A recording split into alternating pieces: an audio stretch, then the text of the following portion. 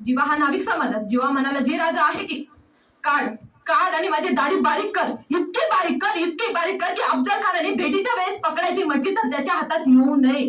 आमच्या भाषेत त्याला सूक्ष्म नियोजन म्हणतात. केस ओढल्यास ज्या संवेदना जागा होता तो एक क्षण आपल्या मृत्यूचं कारण बनू शकतो हे राजांना कळालं होतं.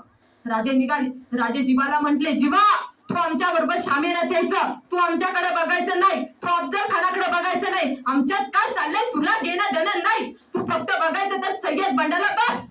राजे संभाजी गावजीला म्हणाले, तुम्ही आमच्या बरोबर पायथ्याशी यायचं, आज शामियानात यायचं नाही.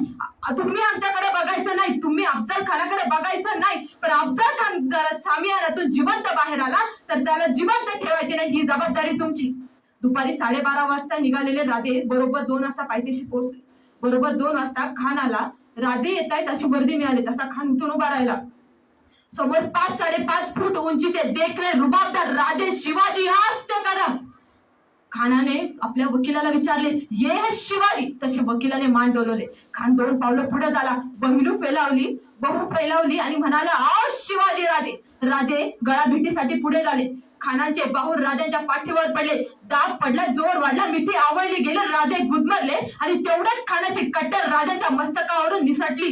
दगा जाधवला, वाघ नख निघाली, खुपसली पोटात. दगा करत खान गरजला आणि कोतळा बाहेर पडला. खानाचा आक्रोश ऐकून कृष्णाजी धावत आले. महाराजांच्या मस्तकावर वार झाला. राजे धलकाडले आणि संधीचा फायदा घेत सय्यद बंड राजांच्या मस्तकावर वार करणार तेवढ्या जीवाच्या दानपट्ट्याने सय्यद बंडाचा हात वरच्यावर उडवला आणि इतिहास फुटफुटला. होता जीवा म्हणून वाचला शिवा. बघा मावळ्यांनो, अफजल खान 40,000 फौजींनी आला होता आणि राजाकडे फक्त 7,500 फौज होती. तरी पण राजे खचले नाही. एक पर्याय नव्हता तर 10 पर्यायाच्या शोधात राजे लागले. आजकालचे मावळे काय करतायत? एक पर्याय संपला तर निराशा, आत्महत्या हा प्रयत्न राहतो. महाराजांच्या चारित्र्यातून आपल्याला हेच आत्मसात करायचंय की एक पर्याय संपला तर आपण जे 10 पर्याय असतात त्याच्या शोधाला लागायचे, हार मानायची नाहीये. आजकालचे ज्येष्ठ नागरिक मावळे स्टेटसला, स्टोरीला महाराजांचे विचार ठेवतात. ते तिथपर्यंतच न ठेवता आपल्या दैनंदिन जीवनात आत्मसात करायचे. तेव्हा आपण महाराजांचे खरे मावळे शोभूया.